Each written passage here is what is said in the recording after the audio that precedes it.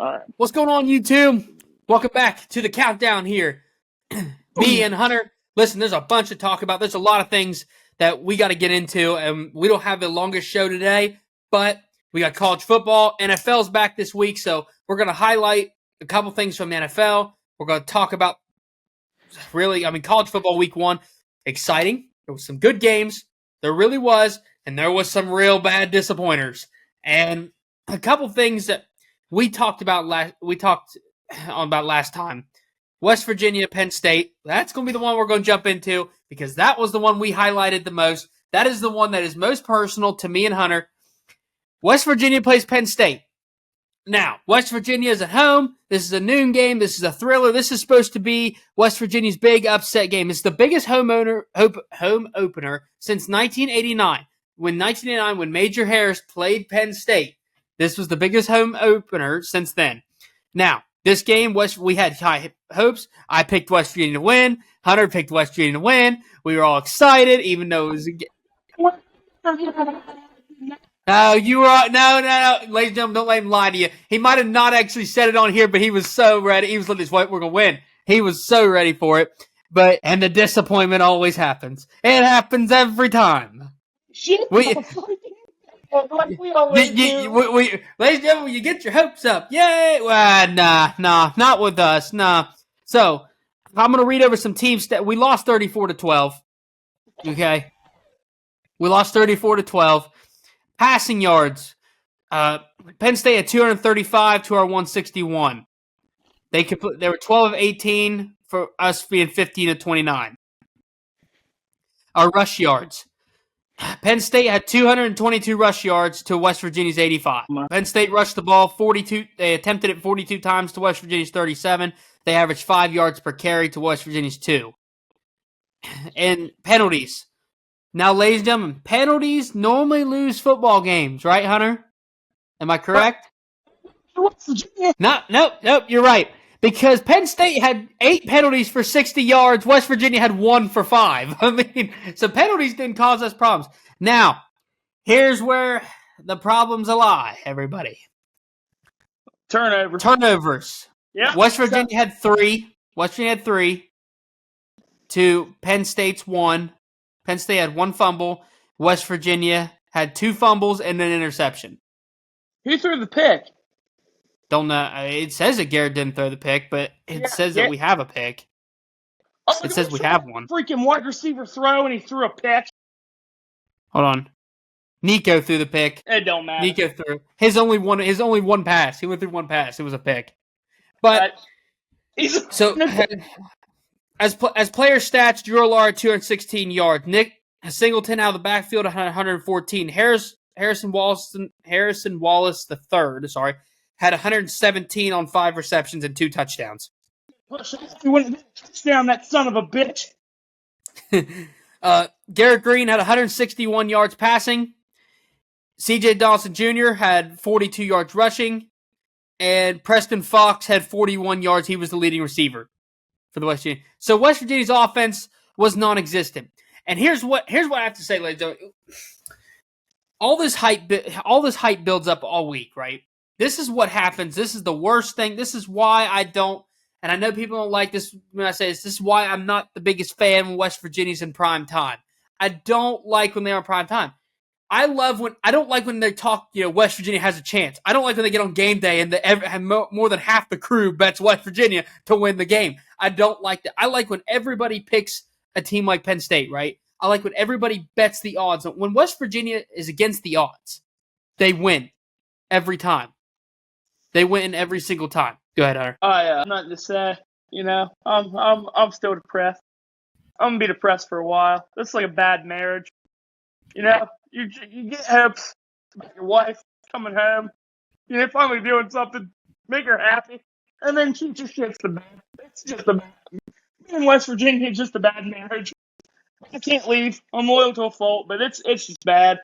We weren't ready to play. We bought into the hype, like you said.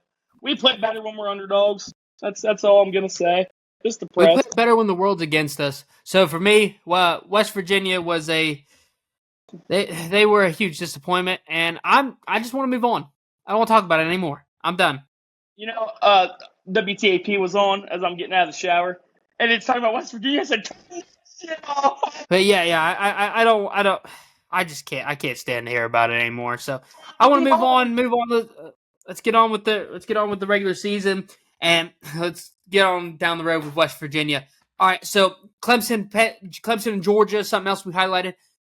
I know that Georgia won 34-3. I know that is the final score is always the big talker. But I don't care what people say. They held Georgia to 6.5 points. Now Clemson, they were not supposed to be really anywhere close in the game. This was supposed to be the score. But I tell you what, for 2 quarters, they were a pretty good football team. Their defense was great for 2 quarters. I knew Clemson's offense wasn't going to do much against Georgia. Like I knew that. Georgia's got the best defense in the country. Georgia's just they're just dogs, right? So that team's just the best team in college football. Except there's one team that can beat them. That is State University. No. Oh, for sure. Oh, no, they can't. Yeah, they can. Okay, Craig, congratulations. They played Akron and scored 52 points. That is incredible. No, that's not what I'm talking about. You know it. Paper, dude. Ohio State is the only team that can beat an SEC. Well, okay, hold on a second. Hold on. You just changed quotes. Hang on a second. You said Ohio State's the only team that could beat Georgia. Oh, yeah. We don't know if Ohio State can beat Georgia. We don't know that. I'm a fan. Relax. We don't know if Ohio State can beat Georgia. Now, you said Ohio State is the only team in the Big Ten that can beat an SEC school. Yeah, sure, I'll agree with that. I agree. I get down with that. Because I'll tell you what, your boys out there in Oregon didn't play so well against Idaho. I don't care what they say. When I tell you about Oregon, what do I always tell you about Oregon? What? Do I trust their defense? No. I don't trust Oregon's defense. I do not. No. But okay, so we had the main matchup for the Saturday night was Notre Dame and Texas A&M. I'm going to tell you something here before you tell us how you feel about that game. I'm just going to come out and clearly say it. Notre Dame, they're not a top 10 team. I don't care what people say. No, they're not.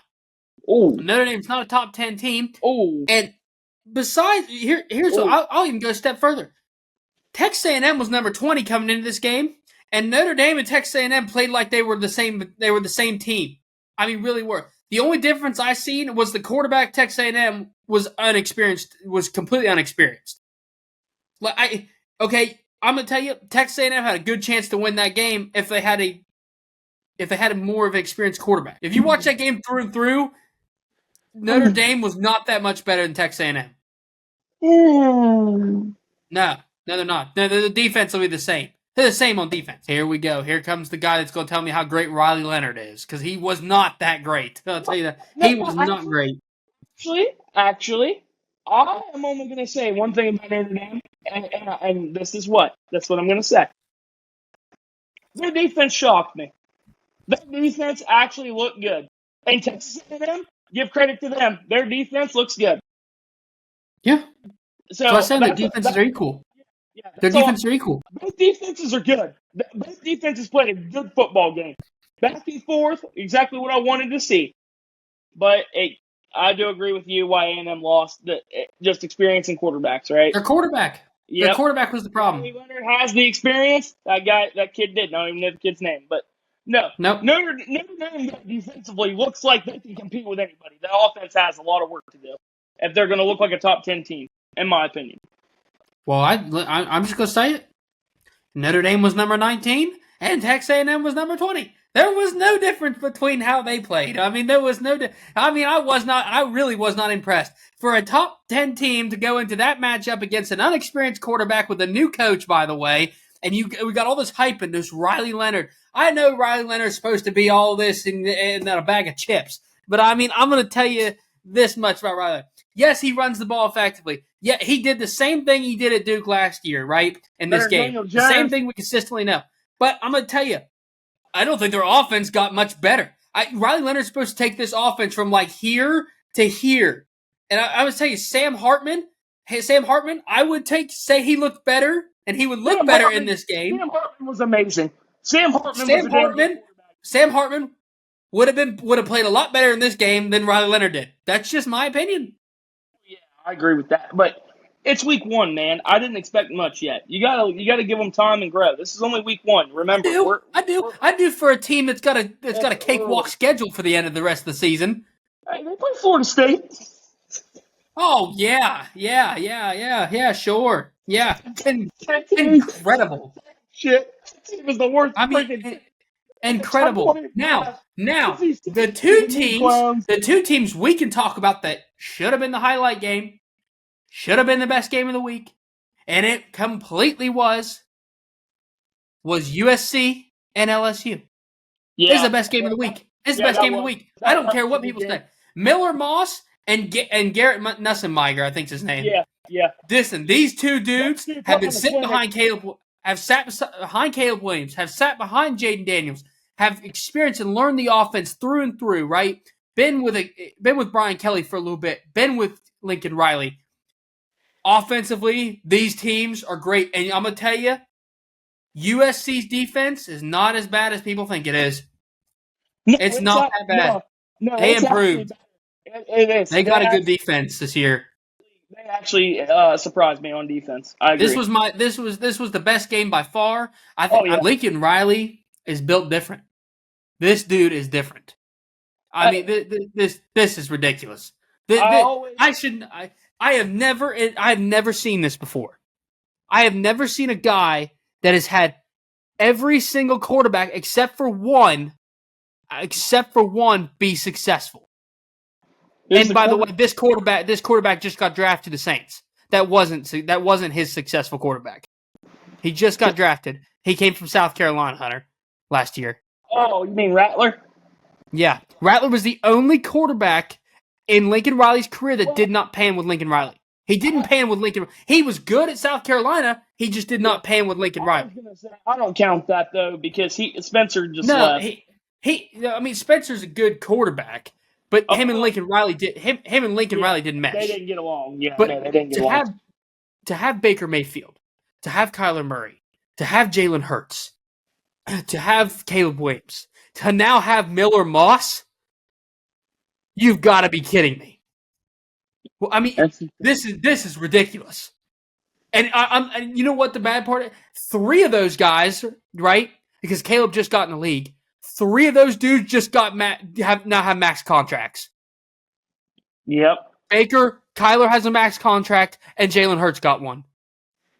This is unfreaking. And Caleb Williams is probably in the best position for a rookie quarterback. Has been in at least the last 15 years. So, I mean, this is unfreaking real. That's just like this game was great. Brian Kelly I think he's wrong about his offense. I don't blame it on that kid. This is his defense. This isn't them finishing the game. Listen, they had Lincoln Riley and Miller Moss had to go 70 yards. They had to go 70 yards. Your defense, by the way, blew it. They caught themselves at a targeting call at the end of the game, which didn't help their cause at all. Nope. Didn't help them at all. Your defense is the one who allowed them to walk 70 yards down the field. Yep. I don't see Garrett Nussmeier screwing up. No. He only missed 9 passes. I get it, he threw a pick, but he only missed 9 passes. He threw 308 yards at his first start. I don't even count that pick, because at the end of the game, you're down 7. You're not winning that game anyway. You're not winning that game. Playing so far bad. He played a great game. And I'm going to tell you, Brian Kelly gets paid a lot of money and then gets up there and cries like that after the game. Crying and complaining. You're the head coach. This has nothing to do with your offense. Your offense, I'm sorry, they didn't do anything wrong in my opinion. They did what they were supposed to do. They went out there and scored points and got the job and do what your defense didn't get the job done. USC's defense, while they didn't hold you, they played a good game. Yeah. Lincoln Riley, so here's what it comes down to. It's not just the defense. Lincoln Riley's a better coach than you, Brian. That's what it is. Lincoln's a better coach than you. Lincoln outcoached you in the biggest moment. He took you down. He did what is everybody. Lincoln Riley's never been known for defense, and everybody knows that. Lincoln Riley's known one thing, and that is for electric offense and the explosive offense. You know you have the better players on the defense than LSU. Yep. You know in the last 2 minutes of the game what Lincoln Riley's going to do if he gets the ball in his hands. You know what they're going to do. They're going to get down there and they're going to score. Your job is to do the impossible.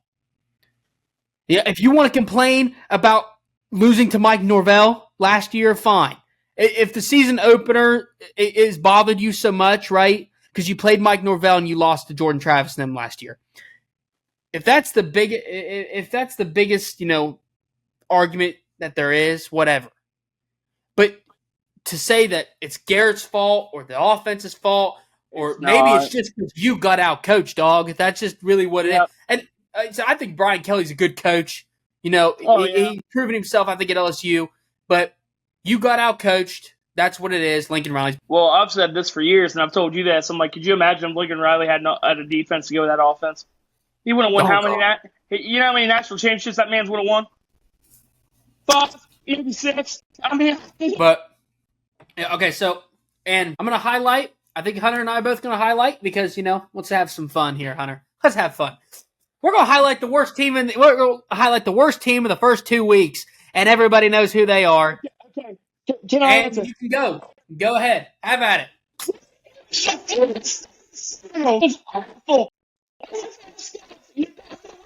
What do you say? They all suck.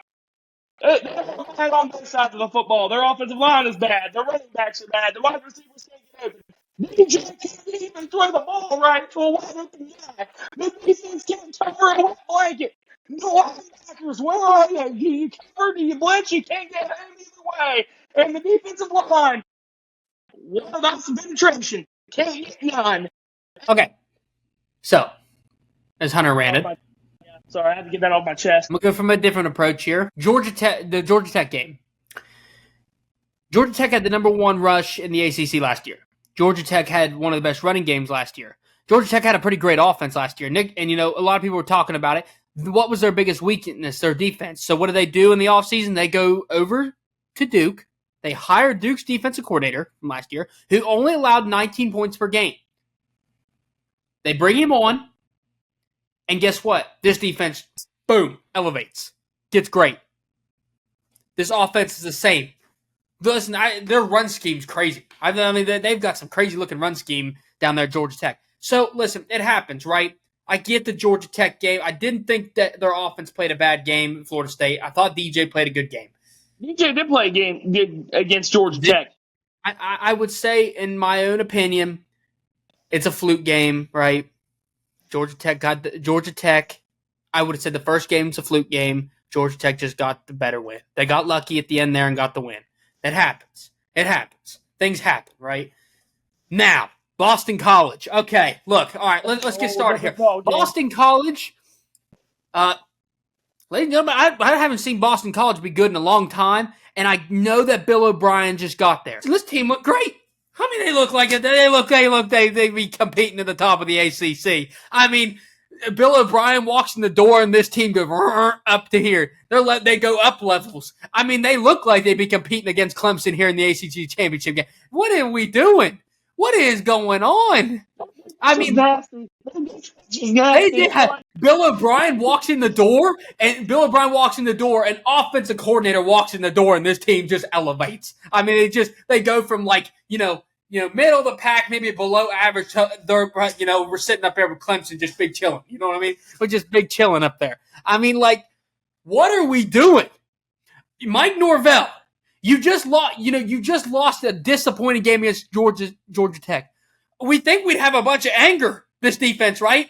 A lot of pissed off. We should be winning this stuff. We should be feeling this way. And you know what we're doing? Nah, let's just hand them the game. Let's just hand them the season. The season's over. Give it to Boston College. Let's just quit.